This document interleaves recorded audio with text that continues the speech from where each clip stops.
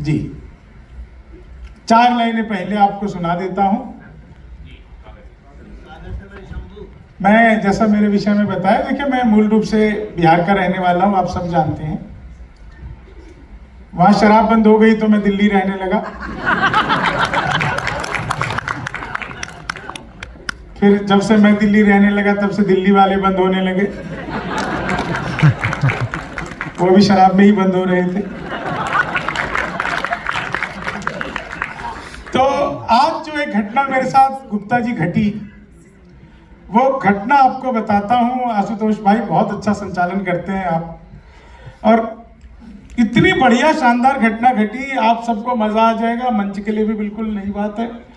मैं जब इस कार्यक्रम के लिए आया, इतना बढ़िया हॉल, सारी व्यवस्था अच्छी, समय से बहुत पहले आ गए थे, तो तब तक पब्लिक आई हुई थी। मैंने सोचा बोर हो रहे, चलो बाहर चल के थोड़ा चाय वगैरह पिया जाए।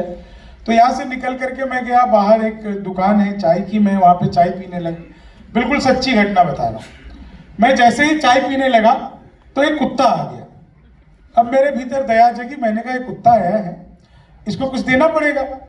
मैंने चाय वाले से कहा एक बिस्कुट का पैकेट दो। उसने मुझे बिस्कुट का पैकेट दिया। मैंने उस पैकेट को खोला, एक बिस्कुट निकाला और कुत्ते की तरफ फेंका। इतनी ही दया जगी थी। तो एक बिस्कुट निकाला, कुत्ते की तरफ फेंका। कुत्ते ने यूं लपका, और लपकते ही अलट पलट अलट पलट अलट पलट अलट पलट 1 मिनट में 12 बार पलटी मारी, नीतीश कुमार से भी ज्यादा 12 बार पलटी मारी। मैं घबरा गया। मैंने सोचा क्या हो गया इसको। मैंने तुरंत ही चाय वाले को पकड़ लिया। मैंने कहा क्या मिला दिया तूने बिस्कुट में? ये तो अच्छा हुआ मैंने पहले नहीं खाया, नहीं तो मैं भी पलटी मार रहा होता। वाह। तो चाय वाले का जवाब सुनना और आप सबको आनंद आ जाएगा। चाय वाले से मैंने कहा क्या मिला दिया तूने बिस्कुट में? यह तो अच्छा हुआ कि मैंने पहले नहीं खाया, नहीं तो मैं भी ऐसे ही पलटी मार रहा होता। तो चाय वाला बोला बाबूजी मुझे मत डांटिए, बिस्कुट पतंजलि का है। खाते ही कुत्ता अनुलोम विलोम कपालभाति सूर्य नमस्कार प्राणायाम सब कुछ एक साथ करने लगा। तो मामला बिल्कुल ही अद्भुत है। क्या बात है। देश अपना बहुत अद्भुत है। यहाँ पर तो आप लोग साहित्य के सृजक हैं, अध्यापक लोग हैं। अध्यापकों को तो मैं स्कूल टाइम से भी दूर से प्रणाम करता था। पास जाने की हिम्मत तब भी नहीं होती थी, अभी भी आप लोगों को मैं दूर से प्रणाम करता हूँ। लेकिन मैं एक घटना आपको और बताता हूँ।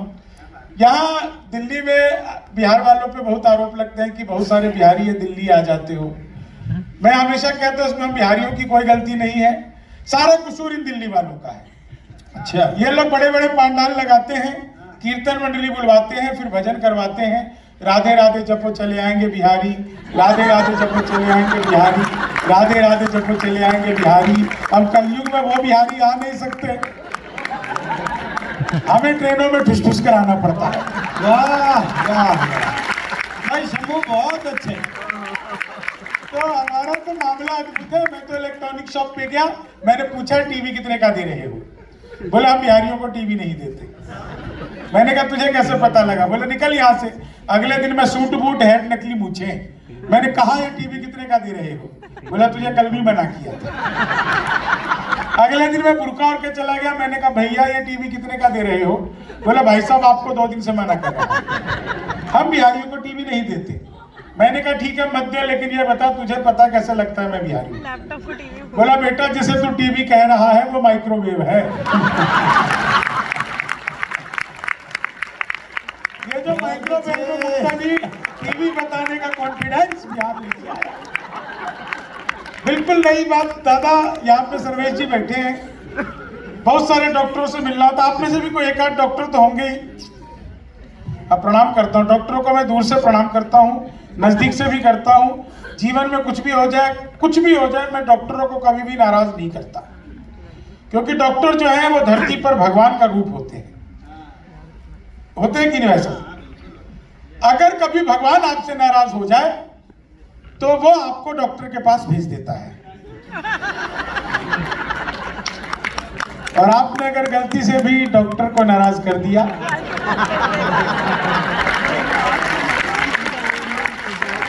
तो आपका भगवान के पास जाना तय है। तो एक डॉक्टर भाई साहब ऑपरेशन थिएटर में घुसा, विष्णु जी, एक डॉक्टर ऑपरेशन थिएटर में घुसा, मरीज लेटा हुआ है। मरीज को देखते ही डॉक्टर ने कहा, पांडे घबराओ मत। इतना सुनते ही मरीज उठकर बैठ गया। ऑपरेशन थिएटर में मरीज उठकर बैठ गया। बोले, डॉक्टर साहब लगता है आप किसी गलत मरीज का इलाज करने आ गए, मेरा नाम पांडे नहीं है। तो डॉक्टर ने कहा, मैं जानता हूं, पांडे मेरा नाम है। मैं खुद से कह रहा हूं, पांडे घबराओ मत। तो इतने में वो देखा मरीज ने कंपाउंडर के हाथ में फूलों की माला, तो पूछा कि ये क्या है? बोले, अरे ये मेरा पहला ऑपरेशन है, सक्सेस हो गया तो मेरे लिए,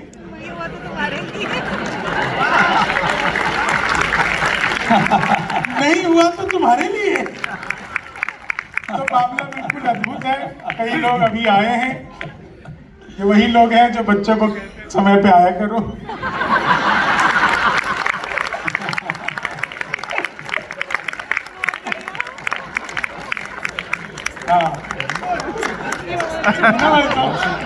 थैंक यू। मैं 4 लाइनें आपको बता रहा था। देखिए, एक डॉक्टर ने अपने हार्ट हॉस्पिटल के बाहर एक शेर लिखवा दिया। शेर लिखा था कि खोल लेते दिल अगर हंस बोल कर यारों के साथ, तो हमें ना खोलना पड़ता यूं औजारों के साथ। जीवन में एंजॉय के लेवल को बढ़ा लीजिए तो एंजियोग्राफी करवाने की कभी भी जरूरत नहीं पड़ती है। बहुत अच्छा। हमारी सबसे बड़ी समस्या यही है कि हम लोगों ने हंसना छोड़ दिया, मुस्कुराना छोड़ दिया। मैंने तो पिछले दिनों मोदी जी से पूछा, मैंने कहा, मोदी जी आपकी नीयत क्या है? मोदी जी बोले, मेरी नीयत पाक साफ है। क्या वाह वाह वाह। वो पिछले दिनों चीते भारत आए थे, तो मैंने चीते से भी पूछा, मैंने कहा, तुम भारत आ रहे हो, तुम्हें यहाँ आते हुए डर नहीं लगा? बोले, नहीं, हम वहीं से बीजेपी ज्वाइन करके आए हैं।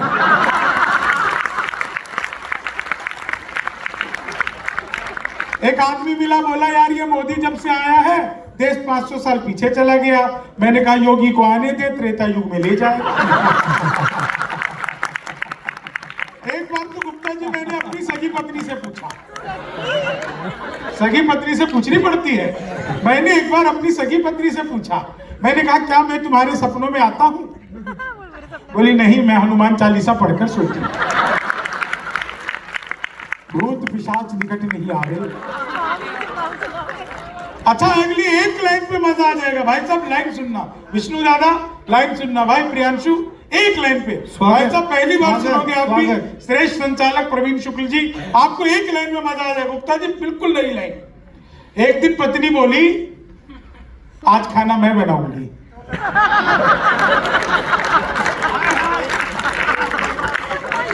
मैंने कहा, धन्य हो गए, जो सबसे अच्छा आता है बना ले। भाई साहब मुंह बनाकर आ गई। हाँ, लेकिन उसने बनाई पनीर की सब्जी। मैंने उसमें पनीर ढूंढा, कहीं नहीं था। मैंने कहा, ये कैसा पनीर बना दिया तूने? बोली, खोया पनीर। मेरा एक आंसू गिरा, उसी में टपका। मैंने कहा, ये रोया पनीर हो गया। मामला बिल्कुल अद्भुत होता है। महिलाएं हंस रही हैं, बहुत अच्छा लग रहा है। एक रिक्वेस्ट करना चाहता हूं, घर पर भी ऐसी रहा करो।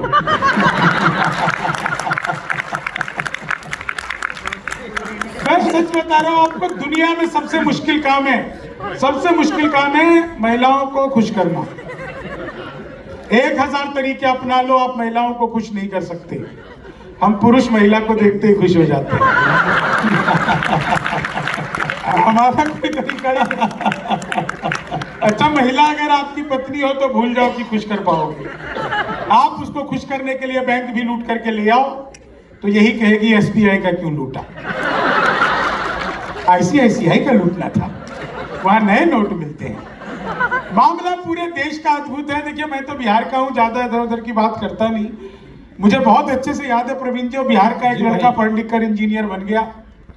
जब इंजीनियर बन करके घर वापस आया तो उसने देखा उसकी मच्छरदानी में छेद है। बाजार गया, मच्छरदानी नहीं लाया। वो एक लंबा सा पाइप खरीद के लाया और मच्छरदानी में जहां छेद था उसके ठीक सामने दूसरा छेद किया और बीच में उस पाइप को फंसा दिया। अब मच्छर इधर से घुसे उधर से निकल जाए। तो बिहारी वो आदमी होता है जो मच्छर के लिए भी बाईपास बना देता है। तो हमारा तो मामला बिल्कुल अद्भुत है। मैं सच बता रहा हूं, 4 लाइन सुनिएगा। हॉल देखिए लगभग 85 to 90% भर चुका है और ये बहुत अच्छा लग रहा है। हंसते मुस्कुराते चेहरे। पाजी प्रणाम, कैसे हो? जी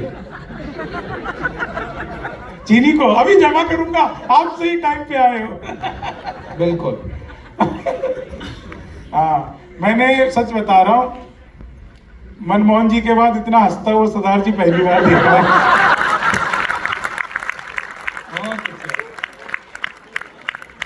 अच्छा नहीं सर, देखो जब वो मैडम के साथ थे ना तो वो भी अच्छे हो जाते थे। आप भी मैडम के साथ हो।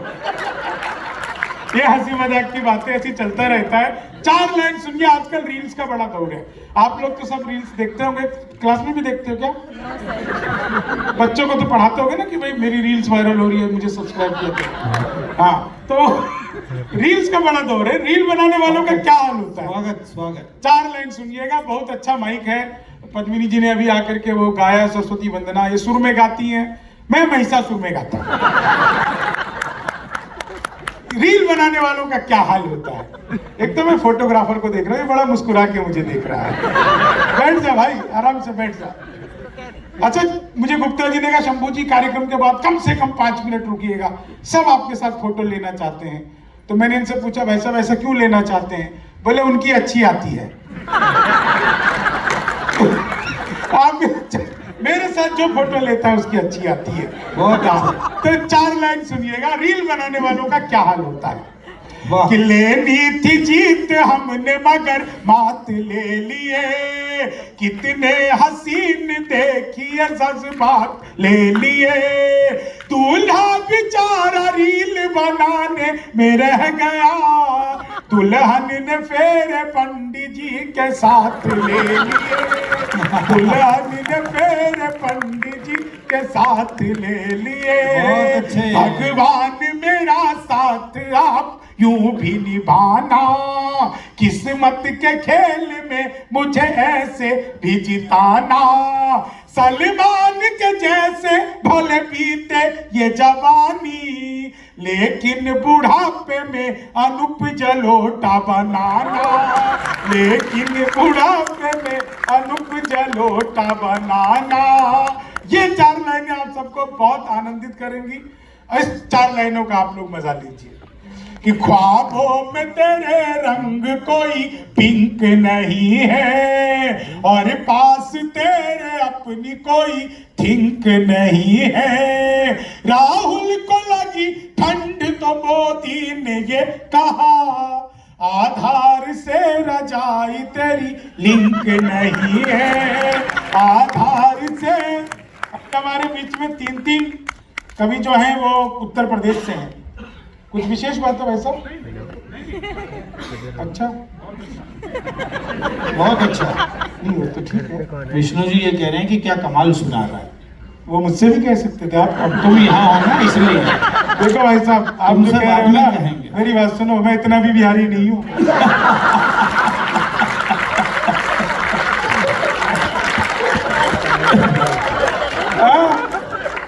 मुझसे कह रहे थे यार एक बात बता।